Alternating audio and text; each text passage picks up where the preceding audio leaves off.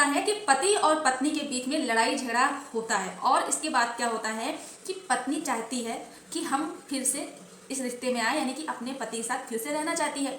तो अगर पति रहना चाहता है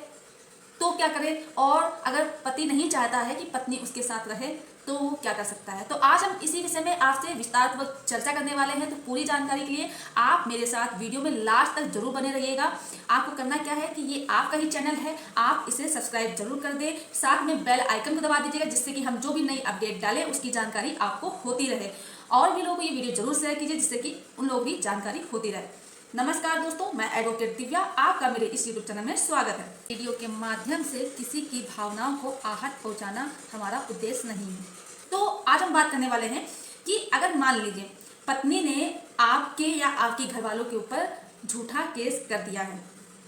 जिससे कि आप परेशान हो, लेकिन बाद में जब कोर्ट में ये पूछा जा रहा है कि आप क्या चाहती हैं, तो पत्नी अगर ये बोल रही है कि हम ये चाहते हैं कि हम अपने पति के साथ फिर से रहें, यानी कि हम अपने पति के साथ रहना चाहते हैं, फिर से अपना रिश्ता अच्छे से चलाना चाहते हैं। तो अगर पति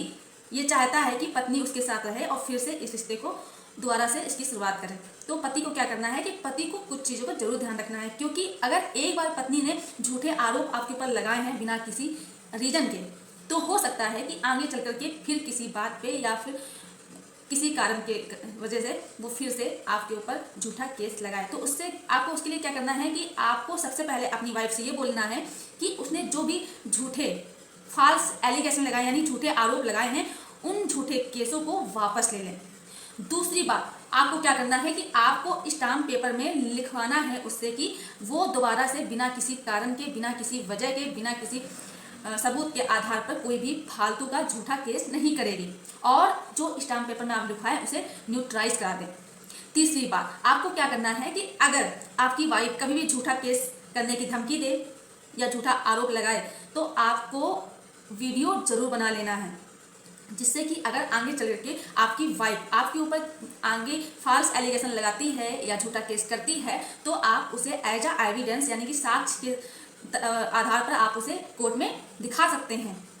और इसके अलावा घर के अंदर सीसीटीवी कैमरे जरूर लगवा दें, क्योंकि अगर आप गलत नहीं हैं और अगर आपकी वाइफ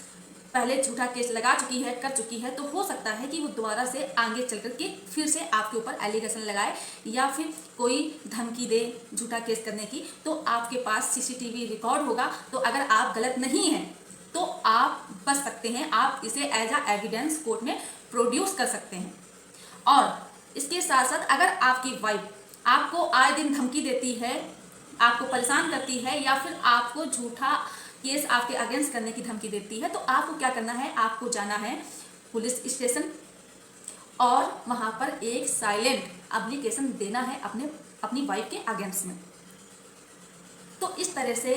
आपकी वाइफ अगर रहना चाहे तो इन शर्तों के आधार पर आप उन्हें अपने साथ रख सकते हैं। और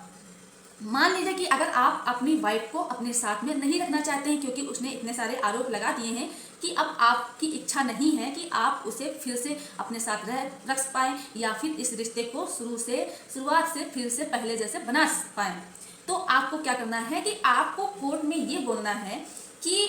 पहली बात तो इन्होंने मेरे ऊपर फॉल्स एलिगेशन लगाए हैं मेरे अगेंस्ट, और दूसरी बात ये बोल रही हैं कि हम लोग अच्छे व्यक्ति नहीं हैं। तो जब हम लोग अच्छे व्यक्ति नहीं हैं, हम लोग अपनी वाइफ के साथ क्रुएल्टी करते हैं, मेरे घर वाले अपने बहू के साथ क्रुएल्टी करते हैं, तो ये आखिर हम लोग के साथ दोबारा क्यों रहना चाहती हैं। तो ऐसे ही आप अगर अपनी वाइफ को अपने साथ नहीं रखना चाहते हैं तो इस तरह के शब्द आप कोर्ट में बोल सकते हैं। और अगर आप, लेकिन एक बात का जरूर ध्यान रहे कि अगर आपकी गलती नहीं है तभी आप बच सकते हैं, लेकिन अगर मान लीजिए कि आपकी वाइफ ने ये आरोप सही लगाए हैं, कोर्ट में सही केस किया है, झूठे नहीं है, तो आपको हो सकती है मुसीबत और आपको हो सकती है सजा। तो ऐसे ही और जानकारी के लिए वीडियो को लाइक जरूर करें, शेयर करें और प्लीज चैनल को सब्सक्राइब जरूर करें। धन्यवाद।